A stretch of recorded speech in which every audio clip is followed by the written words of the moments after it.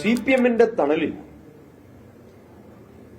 ഒരു പരിചാരകനെ പോലെയാണ് വനംവകുപ്പ് മന്ത്രി ഇപ്പോൾ ആ മന്ത്രിസ്ഥാനത്ത് കെട്ടിപ്പിടിച്ച് നിൽക്കുന്നത്. അവരുടെ പാർട്ടിയുടെ നിലപാടൊക്കെ വേറെ ഏതോ തരത്തിലൊക്കെയാണ്.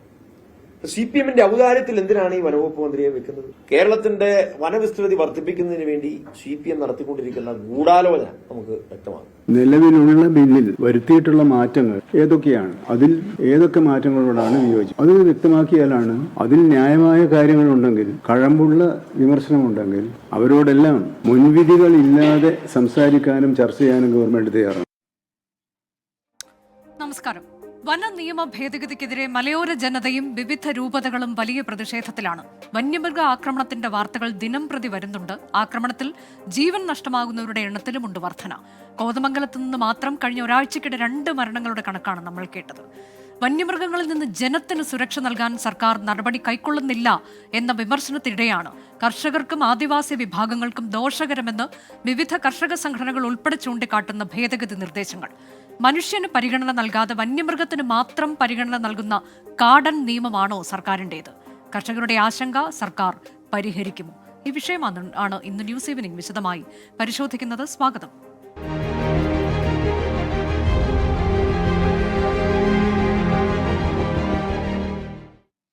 ന്യൂസ് ഈവനിംഗിൽ ഇന്നത്തെ അതിഥികൾ കിഫ ചെയർമാൻ ശ്രീ അലക്സ് ഒഴുകയിൽ, ഇടതു നിരീക്ഷകൻ ശ്രീ റെജി ലൂക്കോസ് എന്നിവർ. ആദ്യം ശ്രീ അലക്സ് ഒഴുകയിലേക്ക്. അലക്സ്, കഴിഞ്ഞ ദിവസം കിഫയുടെ നേതൃത്വത്തിലും വലിയ പ്രതിഷേധമുണ്ടായിരുന്നു. ഒപ്പം തന്നെ രൂപതകളുടെ നേതൃത്വത്തിലൊക്കെയുള്ള പ്രതിഷേധങ്ങൾ, അവരുടെ പ്രതികരണങ്ങളൊക്കെ കഴിഞ്ഞ ദിവസങ്ങളിൽ നമ്മൾ കണ്ടതുമാണ്. എന്തുകൊണ്ടാണ് ഈ 61-ലെ വന നിയമമാണല്ലോ, അതിന്മേൽ ഭേദഗതി വരുത്താൻ കരട് നിർദ്ദേശങ്ങൾ പ്രസിദ്ധീകരിക്കുമ്പോൾ തന്നെ നിങ്ങൾ ഇത്രയധികം ഇതിൽ ഒരു വിമർശനത്തിലേക്ക് കടക്കുകയും പ്രതിഷേധത്തിലേക്ക് കടക്കുകയും ഒക്കെ ചെയ്യുന്നതിന്റെ കാരണം എന്താണ്? അനുജ, ഇപ്പം വനമന്ത്രിയുടെ ഒരു ബൈറ്റ് നിങ്ങൾ കാണിച്ചു. അപ്പൊ വനമന്ത്രി പറയുന്ന ഒരു കാര്യമുണ്ട്, കാടടച്ച് വെടിവെക്കാതെ ഏതൊക്കെ സെക്ഷനിലാണ്, എന്തിനോടാണ് നിങ്ങൾക്ക് എതിർപ്പ് എന്ന് പറഞ്ഞാൽ ചർച്ച ചെയ്യാമെന്ന് വനമന്ത്രിയുടെ ഒരു സ്റ്റേറ്റ്മെന്റ് ഉണ്ട്. ഞങ്ങൾ ഇന്ന് രാവിലെ കേരളത്തിലെ 140 MLA-മാർക്കും ഞങ്ങൾ ഈ നിയമ ഭേദഗതിയിൽ എതിർക്കുന്ന കാര്യങ്ങൾ എന്തൊക്കെ എന്ന് പറഞ്ഞ് അക്കമിട്ട് നിരത്തി 11 പോയിന്റുള്ള ഒരു തുറന്ന കത്ത് ഞങ്ങൾ ഇന്ന് ഇത് MLA-മാർക്ക് വിട്ടിട്ടുണ്ട്. ഞാൻ അതിലുള്ള പോയിന്റുകൾ വളരെ ചുരുക്കി പറയാം. ഒന്നാമതായിട്ട് സെക്ഷൻ 2C ഈ ഫോറസ്റ്റ് ഓഫീസർ എന്നതിന്റെ നിർവചനത്തിൽ, നിലവിലെ നിർവചനത്തിൽ അവർ tribal watcher beat forest officer ഇങ്ങനെ 3 പേരെ കൂടെ ആഡ് ചെയ്തിരിക്കുകയാണ്. അതായത് ബീറ്റ് ഫോറസ്റ്റ് ഓഫീസർ നമുക്കറിയാം, അവർ PSC പരീക്ഷ എഴുതി ട്രെയിനിങ് കഴിഞ്ഞു വരുന്ന ആൾക്കാരാണ്. അവരെ ഫോറസ്റ്റ് ഓഫീസർമാരെ കണക്കാക്കുന്നതിൽ നമുക്ക് എതിർപ്പില്ല. അത് പോലീസിലെ കോൺസ്റ്റബിൾ അല്ലെങ്കിൽ CPO, സിവിൽ പോലീസ് ഓഫീസർ എന്ന് പറയുന്നതിന് തുല്യമായിട്ടുള്ള ഒരു പദവിയാണ്. അവരെ ഫോറസ്റ്റ് ഓഫീസർമാരെ കാണുന്നതിന് നമുക്ക് വിരോധമില്ല. പക്ഷെ താൽക്കാലിക അടിസ്ഥാനത്തിൽ യാതൊരു മാനദണ്ഡവും ഇല്ലാതെ ഫോറസ്റ്റുകാരുടെ ഇഷ്ടാനുശങ്ങൾക്കനുസരിച്ച് ദിവസക്കൂലിക്ക് എടുക്കുന്ന വാച്ചർമാരെ എങ്ങനെയാണ് ഫോറസ്റ്റ് ഓഫീസർമാർ എന്ന നിർവചനത്തിലേക്ക് കൊണ്ടുവരാൻ പറ്റുക? അത് ഈ ഫോറസ്റ്റ് ഓഫീസിലെ തന്നെ മറ്റ് PSC എഴുതി വരുന്ന ആളുകളുടെ പോലും മനോവീര്യത്തെ കെടുത്തുന്ന ഒന്നാണ്. അത് സാധ്യമല്ല, കാരണം അവർക്ക് ആവശ്യമായ ട്രെയിനിങ്ങോ കാര്യങ്ങളോ ഒന്നുമില്ല. അപ്പം ഈ നിർവചനത്തിൽ തന്നെ പ്രശ്നമുണ്ട്. Section 2C അതൊന്നാമത്തെ. എന്റെ ഒരു സംശയം ശ്രീ അലക്സ് ഒഴുകയിൽ, ഞാൻ എന്റെ ഒരു സംശയം കൂടി ചോദിക്കുകയാണ്. നിലവിലെ ഈ അറസ്റ്റിനുള്ള അധികാരം ആർക്കാണ് നിലവിലെ നിയമത്തിൽ? അല്ല, അറസ്റ്റിലേക്ക് ഞാൻ പറയാം. അറസ്റ്റ് മാത്രമല്ല പ്രശ്നം. ഇപ്പൊ നിലവിലുള്ള ഇപ്പം ആൾക്കാർ, പത്രമാധ്യമങ്ങൾ വളരെ വലിയ രീതിയിൽ ഇത് ഇഷ്യൂ ആക്കുന്നത് ബീറ്റ് ഫോറസ്റ്റ് ഓഫീസർമാർ മുകളിലേക്കുള്ളവർക്ക് അറസ്റ്റ് ചെയ്യാൻ അധികാരമുണ്ട് എന്നുള്ള ഒരു സെക്ഷനിലാണ്. ഓക്കെ, അതിലും പ്രശ്നമുണ്ട്. അതിലേക്ക് ഞാൻ വരാം. അതിൽ നിലവിൽ നിർവചനത്തിൽ ബീറ്റ് ഫോറസ്റ്റ് ഓഫീസർ എന്നതുപോലും ഇല്ല നിലവിലെ നിർവചനത്തിൽ. ഓക്കെ, അതുകൊണ്ടാണ് ട്രൈബൽ വാച്ചറെയും ബീറ്റ് ഫോറസ്റ്റ് ഓഫീസറെയും കൂടെ അവരെ ഉൾപ്പെടുത്തിയിരിക്കുന്നത്. അത് സെക്ഷൻ 2C പറഞ്ഞിരിക്കുന്നു, ഓൾറെഡി ഡിഫൈൻ ചെയ്ത് കഴിഞ്ഞു. പക്ഷെ ഇന്ന് വനമന്ത്രി പുറത്തുവിട്ട ആ ഒരു പത്രക്കുറിപ്പുണ്ടല്ലോ, നിങ്ങൾ ഇന്ന് ബാക്ക്ഗ്രൗണ്ടിൽ കാണിച്ചതിൽ, അതിൽ ഈ സെക്ഷൻ 2C പറ്റി പരാമർശമില്ല. അത് ജനങ്ങൾക്ക് നിരുപദ്രവകാരികളാണ് എന്ന് തോന്നുന്ന സെക്ഷനെ പറ്റി മാത്രമേ ഇന്ന് വനമന്ത്രി പുറത്തുവിട്ട വിശദീകരണ കുറിപ്പിലുള്ളൂ. ഞാൻ അറസ്റ്റിലേക്ക് വരാം. അറസ്റ്റിലേക്ക് വരുന്നതിന് മുമ്പ് തൊട്ട് സെക്ഷൻ 52 സെർച്ചിന്റെ കാര്യം പറയുന്നുണ്ട്. സെർച്ച് ചെയ്യുമ്പോൾ അവർ ബീറ്റ് ഫോറസ്റ്റ് ഓഫീസർമാർ മുതൽ ആർക്കും ആരുടെ വീട്, കെട്ടിടം, വണ്ടി, അങ്ങനെ എന്തും സെർച്ച് ചെയ്യാനുള്ള അധികാരം ബീറ്റ് ഫോറസ്റ്റ് ഓഫീസർമാർക്ക് മുകളിലേക്ക് നൽകിയിരിക്കുകയാണ്. ഈ ബീറ്റ് ഫോറസ്റ്റ് ഓഫീസർ എന്ന് പറഞ്ഞാൽ വനംവകുപ്പിൽ ഏറ്റവും താഴ്ന്നിട്ടുള്ള ഉദ്യോഗസ്ഥരാണ്. അത് ഇപ്പൊ നമുക്കറിയാം, വൈൽഡ് ലൈഫ് പ്രൊട്ടക്ഷൻ ആക്ട് 1972 ഉണ്ട്. അത് പ്രകാരം ACF എന്ന് പറഞ്ഞാൽ നമ്മുടെ നാട്ടിലെ DFO റാങ്കിന് മുകളിലുള്ള ആളുകൾക്കാണ് search warranto arrest warranto issue ചെയ്യാൻ വനംവകുപ്പിൽ അധികാരമുള്ളത്. അത് ജില്ലയിൽ ഒരാളേ ഉള്ളൂ. അതിന് പകരം ജില്ലയിൽ 100 കണക്കിന് ആൾക്കാരുള്ള ബീറ്റ് ഫോറസ്റ്റ് ഓഫീസർക്ക് സെർച്ചിനുള്ള അധികാരം നൽകിയിരിക്കുന്നു. സെക്ഷൻ 52 അനുജയുടെ കയ്യിൽ ഗസറ്റിന്റെ കോപ്പി ഉണ്ടെങ്കിൽ നോക്കുക. സെക്ഷൻ 52 സെർച്ചിന്റെ കാര്യം പറയുന്നത്. വണ്ടി സെർച്ച് ചെയ്യാനുള്ള അധികാരം, വണ്ടി ആര് യാത്ര ചെയ്യുന്ന വണ്ടിയും തടഞ്ഞു നിർത്തി ബീറ്റ് ഫോറസ്റ്റ് ഓഫീസർമാർക്ക് അതിന് മുകളിലേക്കുള്ളവർക്ക് സെർച്ച് ചെയ്യാനുള്ള അധികാരമുണ്ട്. ഇപ്പൊ സാധാരണ ഇതിൽ പോലീസ് വാഹന ചെക്കിംഗ് നടത്തുമ്പോൾ പോലും കോൺസ്റ്റബിൾമാർ മാത്രമായിട്ട് ചെക്കിംഗ് നടത്താറില്ല. അവരുടെ കൂടെ ഒരു SIO അല്ലെങ്കിൽ മിനിമം ഒരു ASIO ഉണ്ടാവും. അപ്പൊ നമ്മൾ പറയുന്നത് ആ അധികാരം കൊടുക്കാൻ പാടില്ല. ഒന്നുകിൽ ACF അല്ലെങ്കിൽ DFO റാങ്കിലുള്ള ഒരു ഉദ്യോഗസ്ഥർ അവരുടെ കൂടെ അവരുടെ വാറന്റ് ഉണ്ടാവണം, അല്ലെങ്കിൽ മിനിമം ഡെപ്യൂട്ടി റേഞ്ചർ റാങ്കിലുള്ള ഒരു ഉദ്യോഗസ്ഥർ ഉണ്ടെങ്കിൽ മാത്രമേ അവർക്ക് വണ്ടി വാഹനം ചെയ്യാനുള്ള അധികാരം കൊടുക്കാൻ പറ്റൂ. അല്ലെങ്കിൽ അത് വളരെ വലിയ രീതിയിൽ അത് ജനോപദ്രവകരമായിട്ട് മാറും. അതൊന്ന്. ഇനി നമ്മൾ 63-ലാണ് ഇപ്പൊ അനുജ പറഞ്ഞ വാറന്റ് ഇല്ലാതെ അറസ്റ്റ് ചെയ്യുന്ന വിഷയം, അത് 63-ലാണ് പറയുന്നത്, സെക്ഷൻ 63. സർക്കാർ പറയുന്നത് നിലവിൽ വാച്ചർക്ക് വരെ അധികാരം ഉണ്ടെന്ന് പറയുന്നു. പക്ഷെ വാച്ചർ എന്നുള്ളത് നിലവിൽ വാച്ചർ എന്നവർ ഫോറസ്റ്റ് ഓഫീസറായിട്ട് നിർവഹിച്ചിട്ടില്ല. അതുകൊണ്ടാണ് സെക്ഷൻ 2C ഈ അമെന്റ്മെന്റിൽ തന്നെ അവർ വാച്ചറേയും ട്രൈബൽ വാച്ചറേയും പ്രത്യേകം ഫോറസ്റ്റ് ഓഫീസർമാർ എന്നുള്ള നിർവചനത്തിൽ പെടുത്തിയിരിക്കുന്നത്. ഇതിനു മുമ്പ് അങ്ങനെ ആയിരുന്നില്ല. അറസ്റ്റ് ചെയ്യുന്ന ഘട്ടത്തിൽ ഈ വാച്ചർ ഫോറസ്റ്റ് ഓഫീസർ ഒക്കെ പറയുന്നുണ്ടെങ്കിലും ഫോറസ്റ്റ് ഓഫീസർ എന്ന നിർവചനത്തിൽ വാച്ചറോ ട്രൈബൽ വാച്ചറോ ഇല്ല. അത് കൊണ്ടുവന്നിരിക്കുന്നു. അപ്പൊ നമ്മൾ പറയുന്ന ഒരു കാര്യം ഇതാണ്, അറസ്റ്റ് എന്ന് പറയുന്നത് ഇന്ത്യൻ ഭരണഘടന ഉറപ്പു തരുന്ന ഒരു പൗരന്റെ സഞ്ചാര സ്വാതന്ത്ര്യത്തെ ഹനിക്കലാണ്. ഈ ഭേദഗതി നിർദ്ദേശത്തിൽ പറയുന്നത് ഞാൻ ഒന്ന് ഇടപെടുകയാണ്. അതായത് നിലവിൽ അറസ്റ്റിനുള്ള അധികാരം ഫോറസ്റ്റ് വാച്ചർ ഉൾപ്പെടെയുള്ള ഉദ്യോഗസ്ഥർക്ക് വാറണ്ട് കൂടാതെ അറസ്റ്റ് ചെയ്യാൻ അധികാരമുണ്ട്. എന്നാൽ ഭേദഗതി ഇങ്ങനെയാണ്, അറസ്റ്റ് ചെയ്യാനുള്ള അധികാരം ബീറ്റ് ഫോറസ്റ്റ് ഓഫീസർ മുതൽ മുകളിലുള്ളവർക്കായി നിജപ്പെടുത്തിയിട്ടുണ്ട്. ബീറ്റ് ഫോറസ്റ്റ് ഓഫീസർമാർ പരിശീലനം ലഭിച്ചവരാണ്. ഫോറസ്റ്റ് വാച്ചർ കുറഞ്ഞ റാങ്കിലുള്ള ഉദ്യോഗസ്ഥനാണ്. ഇതാണ് അതിനുള്ള വിശദീകരണം. അതായത് ഇത് വായിക്കുമ്പോൾ നമുക്ക് ഒറ്റ നോട്ടത്തിൽ തോന്നുന്നത് ഇതൊരു നല്ല രീതിയാണ് എന്നതാണ്. ഫോറസ്റ്റ് വാച്ചറുടെ കയ്യിൽ നിന്ന് ആ അധികാരം എടുത്തു മാറ്റുമ്പോൾ അപ്പം നിലവിലുള്ളതായിരുന്നു തെറ്റായത്, ഇപ്പോൾ അത് നിജപ്പെടുത്തുകയാണ് എന്നാണ് നമുക്ക് ഇത് വായിക്കുമ്പോൾ മനസ്സിലാകുന്നത്. അതെ, ആ രീതിയിൽ അതൊരു തെറ്റായിട്ടുള്ള ഒരു വ്യാഖ്യാനമാണ്. അങ്ങനെയല്ല. കാരണം നിലവിലെ നിയമത്തിൽ വാച്ചറേയും ട്രൈബൽ വാച്ചറേയും ഫോറസ്റ്റ് ഓഫീസർമാരെ നിർവഹിച്ചിട്ടില്ല. അതുകൊണ്ടാണ് സെക്ഷൻ 2C ഇവരെ പ്രത്യേകം ഫോറസ്റ്റ് ഓഫീസർമാരായി നിർവഹിച്ചുകൊണ്ട് നിയമത്തിന്റെ ഫസ്റ്റ് സെക്ഷനിൽ അത് വന്നിരിക്കുന്നു. അപ്പൊ ഇതൊരു തന്ത്രമാണ്, അതായത് ആളുകളുടെ കണ്ണിൽ പൊടിയിടാനുള്ള ഒരു തന്ത്രമാണ്. അതുകൊണ്ട് അത് മാത്രമല്ല, അതൊന്ന്. രണ്ടാമത്തെ കാര്യം, ബീറ്റ് ഫോറസ്റ്റ് ഓഫീസർക്ക് അറസ്റ്റ് ചെയ്യാൻ അധികാരം കൊടുക്കാൻ സാധ്യമല്ല. അതായത് നമ്മൾ പറയുന്ന ഒരു കാര്യമുണ്ട്, അത് വളരെ വലിയ രീതിയിൽ അധികാര ദുർവിനിയോഗത്തിന് വഴിവെക്കും. ACF or above അങ്ങനെയുള്ള ആളുകൾക്കാണ് വൈൽഡ് ലൈഫ് പ്രൊട്ടക്ഷൻ ആക്ട് പ്രകാരം അന്വേഷണം നടത്താനോ സെർച്ച് വാറന്റ് ഇഷ്യൂ ചെയ്യാൻ അധികാരമുള്ളത്. അത് കേന്ദ്ര നിയമമാണ്, അതനുസരിച്ച് വേണം ചെയ്യാൻ. അതൊന്ന്. രണ്ടാമത്തെ കാര്യം, ഇതേ ഈ അഞ്ചയുടെ കയ്യിൽ കോപ്പി ഉണ്ടല്ലോ, അതിൽ അവർ പറയുന്നുണ്ട് 63-ന്റെ അവസാനം പറയുന്നുണ്ട് BNSS ഭാരതീയ നാഗരിക് സുരക്ഷാ സംഹിത പ്രകാരമായിരിക്കണം ഈ വകുപ്പിൽ അറസ്റ്റും സെർച്ചും ചെയ്യേണ്ടതെന്ന് പറയുന്നുണ്ട്. ഇപ്പൊ BNSS അറിയാം, സെക്ഷൻ 35 പ്രകാരം വാറന്റ് ഇല്ലാതെ അറസ്റ്റ് ചെയ്യുന്ന എങ്ങനെയാണ് അതിനകത്ത് കൃത്യമായിട്ട് പറയുന്നുണ്ട്. അതൊരു കോഗ്നിസബിൾ ഒഫൻസ് ആണെങ്കിൽ മാത്രമേ ഒരു പോലീസിന് പോലും വാറന്റ് ഇല്ലാതെ അറസ്റ്റ് ചെയ്യാൻ പറ്റത്തുള്ളൂ. കോഗ്നിസബിൾ ഒഫൻസ് എന്ന് പറഞ്ഞാൽ 3 വർഷമോ അതിൽ കൂടുതൽ തടവ് കിട്ടുന്ന ശിക്ഷയാണ്. ഫോറസ്റ്റ് ഓഫൻസ് എല്ലാം കോഗ്നിസബിൾ ഒഫൻസ് അല്ല. അതിൽ 2 വർഷം വരെ തടവുള്ളതുകൊണ്ട്, 6 മാസം വരെ തടവുള്ളതുകൊണ്ട്, 3 വർഷം വരെ തടവുള്ളതുകൊണ്ട്. അപ്പൊ എങ്ങനെയാണ് ഏത് ബീറ്റ് ഫോറസ്റ്റ് ഓഫീസർക്ക്, അതായത് ഉദാഹരണത്തിന് നമ്മളിപ്പോ അബദ്ധത്തില് കന്നുകാലിയെ അഴിച്ചു വിട്ടു, നമ്മുടെ വനാതിർത്തി താമസിക്കുന്ന ഒരാൾ നിലവിൽ അറസ്റ്റ് സംബന്ധിച്ച് നടപടിക്രമങ്ങൾക്ക് ഒരു വ്യക്തതയില്ല, വ്യക്തമായൊരു വ്യവസ്ഥയില്ല. പക്ഷെ ഇപ്പോൾ അത് കൊണ്ടുവരുന്നു എന്നുള്ളതാണ് ഇവർ ചൂണ്ടിക്കാണിക്കുന്നത്. അതായത് താങ്കൾ പറഞ്ഞതുപോലെ തന്നെ ക്രിമിനൽ നടപടി നിയമം, ഭാരതീയ നാഗരിക സുരക്ഷാ സംഹിത, BNSS വ്യവസ്ഥകൾ പാലിക്കണമെന്ന വ്യക്തമായ വ്യവസ്ഥ ചേർത്തു എന്നാണ് പറയുന്നത്. BNSS വ്യവസ്ഥ കൃത്യമായിട്ട് പറയുന്നത് കോഗ്നിസബിൾ ഒഫൻസിന് മാത്രമേ വാറന്റ് ഇല്ലാതെ അറസ്റ്റ് ചെയ്യാൻ പറ്റുള്ളൂ എന്ന് പറയുന്നുണ്ടല്ലോ. അപ്പൊ പിന്നെ എന്തുകൊണ്ടാണ് നിയമത്തിൽ അവർ കോഗ്നിസബിൾ ഒഫൻസിന് അറസ്റ്റ് ചെയ്യാം എന്ന് പറയുന്നില്ലാത്തത്? ഏത് ഒഫൻസിനും, അതായത് ഞാൻ പറഞ്ഞില്ല, പശുവിനെ തീറ്റ എന്ന് പറയുന്നത് വളരെ കോമൺ ആയിട്ട് കിടക്കുന്ന കാര്യമാണ്. വനത്തിന്റെ തൊട്ടടുത്തുള്ള ആളുകൾ വെള്ളം എടുക്കാൻ വനത്തിൽ കയറാറുണ്ട്, പശുവിനെ തീറ്റാൻ കയറാറുണ്ട്, അബദ്ധത്തിൽ ആളുകൾ ഉള്ളിൽ കയറും. അങ്ങനെ കയറുന്ന ആളുകളെ പോലും വാറന്റ് ഇല്ലാതെ അറസ്റ്റ് ചെയ്യാനുള്ള അധികാരമാണ് തന്നിരിക്കുന്നത്. അങ്ങനെയാണെങ്കിൽ അത് ഞങ്ങൾ പറഞ്ഞ ഇതാണ്, ഒന്നുകിൽ കോഗ്നിസബിൾ ഒഫൻസ് BNSS പ്രകാരമാണെങ്കിൽ ഓക്കെ, നോ പ്രോബ്ലം, അത് കൃത്യമായിട്ട് എഴുതി വെച്ചിട്ടുണ്ട്. കോഗ്നിസബിൾ ഒഫൻസ് ആണെങ്കിൽ മാത്രമേ അറസ്റ്റ് ചെയ്യാൻ പറ്റുള്ളൂ. അത് ഓക്കെ, കുഴപ്പമില്ല.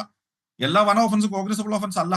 അപ്പൊ അങ്ങനെയാണെങ്കിൽ അതിൽ മാറ്റം വരുത്തട്ടെ. ഇതാണ് നമുക്ക് ചർച്ച നടത്തേണ്ട വിഷയം. അതെ, പിന്നെ മറ്റ് ഡിസഗ്രി ചെയ്യുന്ന മറ്റ് പോയിന്റ്സ് കൂടി വളരെ വേഗം ശ്രീ അലക്സ്.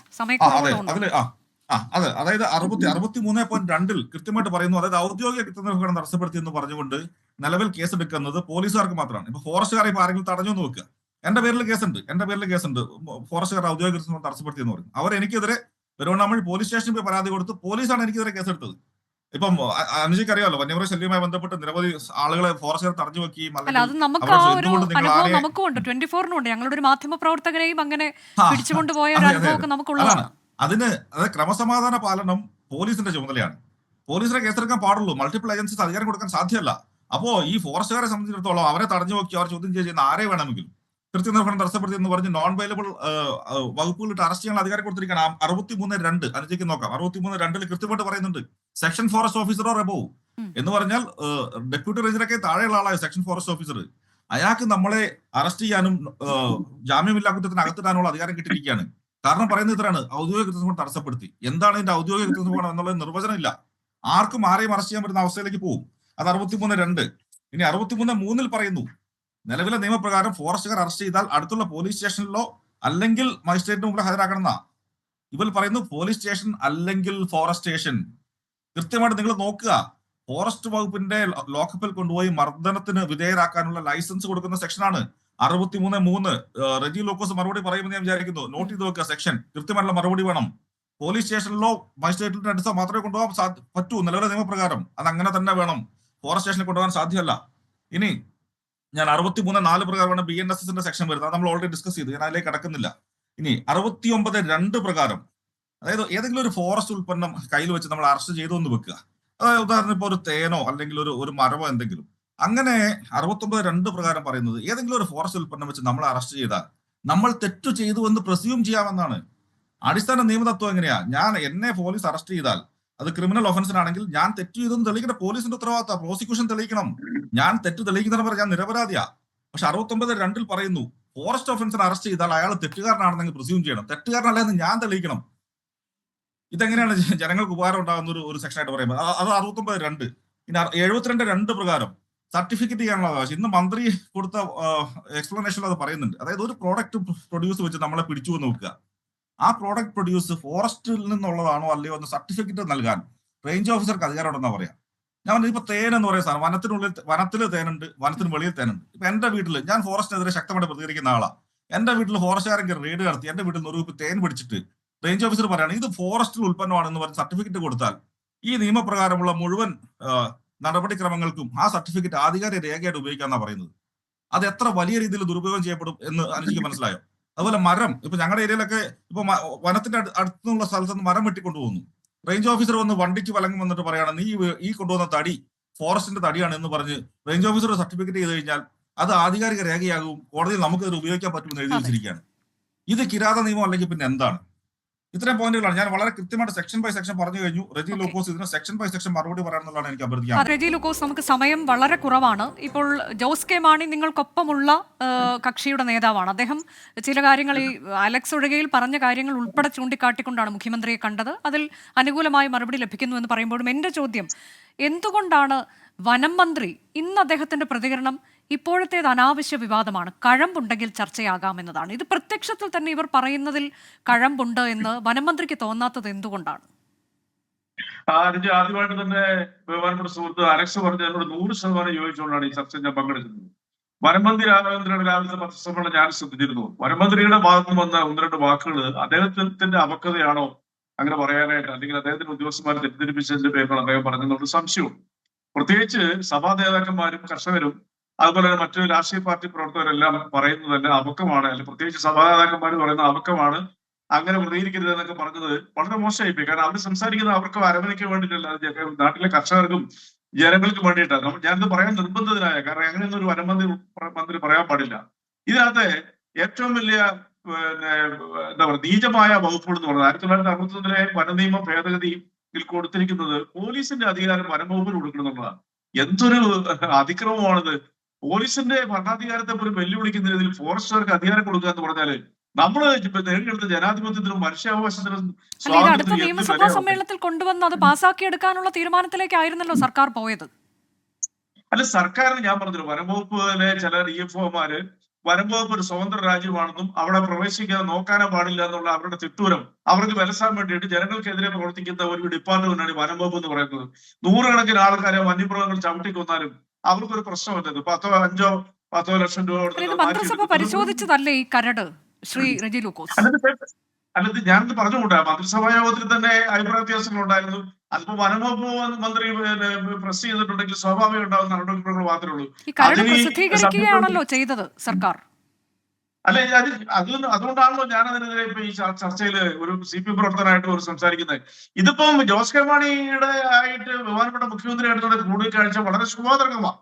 തീർച്ചയായിട്ടും കേരള കോൺഗ്രസ് മാണി ഗ്രൂപ്പ് ഇതിനുവേണ്ടി ശക്തമായ രംഗത്ത് വന്നത് ഞാൻ അവരെ അപ്രീഷിയേറ്റ് ചെയ്യാണ്. മാത്രമല്ല പാർട്ടിയുടെ ഇടുക്കി ജില്ലാ സെക്രട്ടറി സഹിതം ഇടുക്കി ജില്ലയിലെ പാർട്ടി ഘടകവും ഇടുക്കി ജില്ലയിലെ കർഷക സംഘവും ഒക്കെ വലിയ രീതിയിലുള്ള പ്രതിഷേധങ്ങൾ രേഖപ്പെടുത്തി കഴിഞ്ഞത് പിൻവലിക്കണമെന്ന് ആവശ്യപ്പെട്ടിട്ടുണ്ട്. നിലവിൽ അടുത്തറിയാമോ ശ്രീ റെജി ലൂക്കോസ് ഈ സമയമില്ലാത്തതുകൊണ്ടാണ് ഞാൻ എപ്പോഴും ഇടപെട്ടുകൊണ്ടിരിക്കുന്നത്. ഇപ്പോൾ നമുക്കറിയാം ഈ വന്യമൃഗ ആക്രമണം, കാട്ടാനയുടെ ആക്രമണം ഒക്കെ ഓരോ ദിവസവും നമ്മളിങ്ങനെ കേൾക്കുന്നുണ്ട്. മരണങ്ങൾ കഴിഞ്ഞ ദിവസം പോലും കുട്ടമ്പുഴയിലൊക്കെ നമ്മൾ എന്താണ് കണ്ടതെന്ന് അറിയുന്നതാണ്. അപ്പോൾ അങ്ങനെയുള്ള കാര്യങ്ങൾക്ക് ഈ ഇത്തരം ആക്രമണങ്ങളൊക്കെ നടക്കുന്ന ഇടത്ത് ഫെൻസിങ് ഉൾപ്പെടെ അതുപോലെ ട്രെഞ്ചിങ് ഇങ്ങനെ കുറേ കാര്യങ്ങൾ അവർ ആവശ്യപ്പെടുന്നുണ്ട്, നാട്ടുകാർ ആവശ്യപ്പെടുന്നുണ്ട്. അതൊക്കെ ചെയ്തു കൊടുക്കുന്നുണ്ടോ എന്ന് ചോദിച്ചാൽ ഇല്ല എന്ന് തന്നെയാണ് അതിന് മറുപടി. അതുകൊണ്ടാണല്ലോ വഴിവിളക്ക് പോലും ഇല്ലാത്ത കുട്ടമ്പുഴയിലെ സാഹചര്യം നമ്മൾ കണ്ടതാണ്. അതൊന്നും ചെയ്യാതെ ഇവിടെ ഈ തരത്തിലേക്കൊരു ഭേദഗതിയുമായി സർക്കാർ വരുമ്പോൾ അത് നൽകുന്ന സന്ദേശം എന്താണ്? അല്ല, തീർച്ചയായിട്ടും പിൻവലിക്കുമെന്നുള്ള കാര്യത്തിൽ എനിക്ക് യാതൊരു തർക്കമില്ല. വനം മന്ത്രി പിന്നെ കുറച്ചുകൂടെ ഉദ്യോഗസ്ഥന്മാർ പറയുന്നത് കേൾക്കാണ്ട് ജനങ്ങൾ പറയുന്നത് ശ്രദ്ധിക്കണം. ജനങ്ങളാണ് ആത്യന്തികമായിട്ട് ഏത് നിയമവ്യവസ്ഥയും പരിപാലിപ്പിക്കപ്പെടേണ്ടവർ. ഇനി രണ്ടാമത്തെ ഏറ്റവും വലിയ മറ്റൊരു പ്രശ്നം എന്ന് പറയുന്നത് അതുകൊണ്ട് പറഞ്ഞിട്ട് പൂർത്തീകരിക്കാം.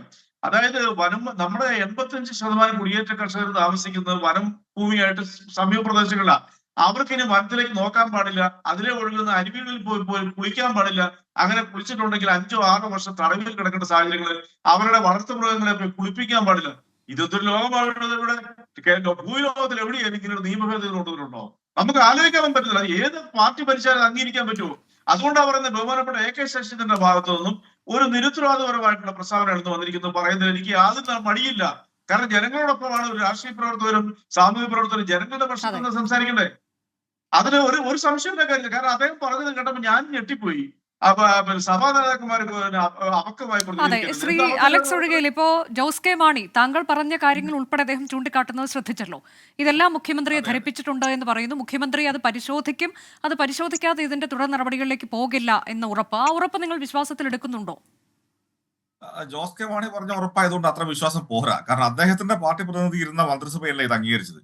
അത് ആ ചോദ്യം തന്നെയാണ് ഞാൻ റെജി ലൂക്കോസിനോട് ചോദിച്ചത്. മന്ത്രിസഭ അംഗീകരിച്ച കാര്യമല്ലേ എന്ന് ഞാൻ ചോദിച്ചത്. എന്നിട്ട് ഇപ്പോൾ ഈ പ്രതിഷേധവുമായി വരുമ്പോൾ അത് എങ്ങനെയാണ്? പക്ഷെ എങ്കിൽ പോലും അദ്ദേഹം എല്ലാം ശ്രദ്ധയിൽപ്പെടുത്തിയിട്ടുണ്ട്, മുഖ്യമന്ത്രി ഇങ്ങനെ ഒരു ഉറപ്പ് നൽകിയിട്ടുണ്ട് എന്ന് പറയുമ്പോൾ മുഖ്യമന്ത്രി പറഞ്ഞ കാര്യമായതുകൊണ്ടാണ് ഞാൻ ചോദിക്കുന്നത്. അതെ, അവർ പുനഃപരിശോധിക്കട്ടെ, തീർച്ചയായിട്ടും പുനഃപരിശോധിക്കണം. പക്ഷെ ഒരു കാര്യം എനിക്ക് ജോസ് കെ മാണിയോട് പറയാനുള്ളത്, അദ്ദേഹം പറയുന്നത് എന്തെങ്കിലും ആത്മാർത്ഥത ഉണ്ടെങ്കിൽ ഇത്രയും വലിയ കർഷക വിരുദ്ധ ജനവിരുദ്ധ നിയമം വന്നിട്ട് മിണ്ടാതിരുന്ന റോഷി അഗസ്റ്റിനെ മന്ത്രിസഭയിൽ നിന്ന് പുറത്താക്കാനുള്ള ആർജവും ജോസ് കെ മാണിക്ക് ഉണ്ടാകുമോ എന്നുള്ളതാണ് എനിക്ക് അദ്ദേഹത്തോടുള്ള ഒരു ചോദ്യം. അങ്ങനെ ചെയ്താൽ അദ്ദേഹം പറയുന്ന ആത്മാർത്ഥത ഉണ്ടെന്ന് ഞങ്ങൾ വിശ്വസിക്കാം. അല്ലെങ്കിൽ ഇതിപ്പോൾ ഈ 430 പഞ്ചായത്തുകളാണ് വനാതിർത്തി പങ്കിടുന്നത് കേരളത്തിലുള്ളത്. അപ്പോൾ അങ്ങനെയുള്ളവരെയൊക്കെ അവിടെ നിന്ന് കുടിയൊഴിപ്പിക്കപ്പെടുന്ന തരത്തിലേക്ക് ഈ നിയമം അത് വരില്ല എന്ന് നമുക്ക് പ്രതീക്ഷിക്കാം. പറയൂ. വളരെ പ്രധാനപ്പെട്ട കാര്യം പറയാം. ആതിരപ്പള്ളി തേക്കടി പോലുള്ള സ്ഥലങ്ങളിൽ ഈ നിയമം കൊണ്ട് കൊണ്ടുവന്നിട്ടുണ്ടെങ്കിൽ നാളുകളിൽ അവിടെ ജനങ്ങൾക്ക് പ്രവേശനം പാടില്ല എന്നുള്ള തീരുമാനം ഈ ഫോറസ്റ്റ് ഉദ്യോഗസ്ഥർ എടുക്കും. അതിലൊരു തർക്കമില്ല. നമ്മുടെ കേരളത്തിനെ പുറകോട്ടടിക്കുന്ന, ഭാവി കേരളത്തിനെ തകർക്കുന്ന ഒരു നിയമമാണത്. അല്ലെങ്കിൽ ആലോചിച്ച് നോക്കൂ, പറമ്പിക്കുളം പോലുള്ള പ്രദേശങ്ങള്, വയനാടിലെ പല ടൂറിസ്റ്റ് കേന്ദ്രങ്ങളൊക്കെ ഈ വനാതിർത്തിയോട് ചേർന്ന അവിടെയൊന്നും മനുഷ്യർ പ്രവേശിക്കാൻ പാടില്ല എന്ന് പറയാൻ ഒരു വിലക്കേർപ്പെടുത്തും.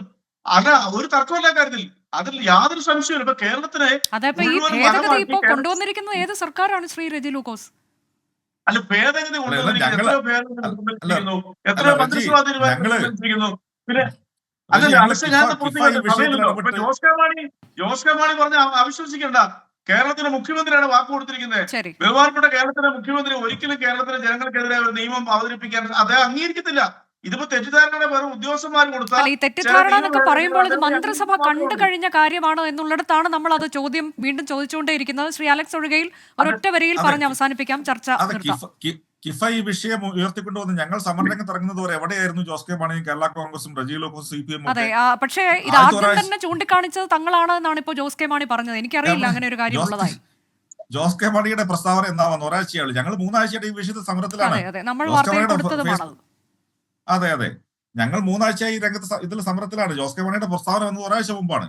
അപ്പൊ ഞങ്ങൾ ഇതിനകത്ത് ആദ്യമായിട്ട് ഇറങ്ങി, പിന്നെ മറ്റുള്ളവർ ഇറങ്ങി, കർഷക സംഘടന ഇറങ്ങി. അങ്ങനെയാണ് ജോസ് കെ മാണി ഈ വിഷയത്തിലേക്ക് വരുന്നത്. 2 ആഴ്ച മിണ്ടാതിരുന്നു. തുടക്കത്തിൽ ന്യായീകരണം വന്നത് CPM-ന്റെ ഭാഗത്തുനിന്നും ന്യായീകരണം മാത്രമാണ് വന്നത്. ഇപ്പോഴാണ് ഇപ്പൊ റെജി ലൂക്കോസിനെ പോലുള്ള ആളുകൾ മാറ്റി പറയുന്നു. അത് ഞാൻ സ്വാഗതം ചെയ്യാണ്. ശരി, ഏതായാലും സർക്കാർ അത് നിയമമാക്കുന്നതിലേക്ക് പോകില്ല, കൃത്യമായി തന്നെ പരിശോധിക്കും, ആശങ്കകൾ പരിഹരിക്കുമെന്ന് തന്നെയാണ് നമ്മൾ പ്രതീക്ഷിക്കുന്നത്. വളരെ നന്ദി ശ്രീ റെജി ലൂക്കോസ്, ശ്രീ അലക്സ് ഒഴികയിൽ ന്യൂസ് ഈവനിംഗിൽ പങ്കെടുത്തതിന്.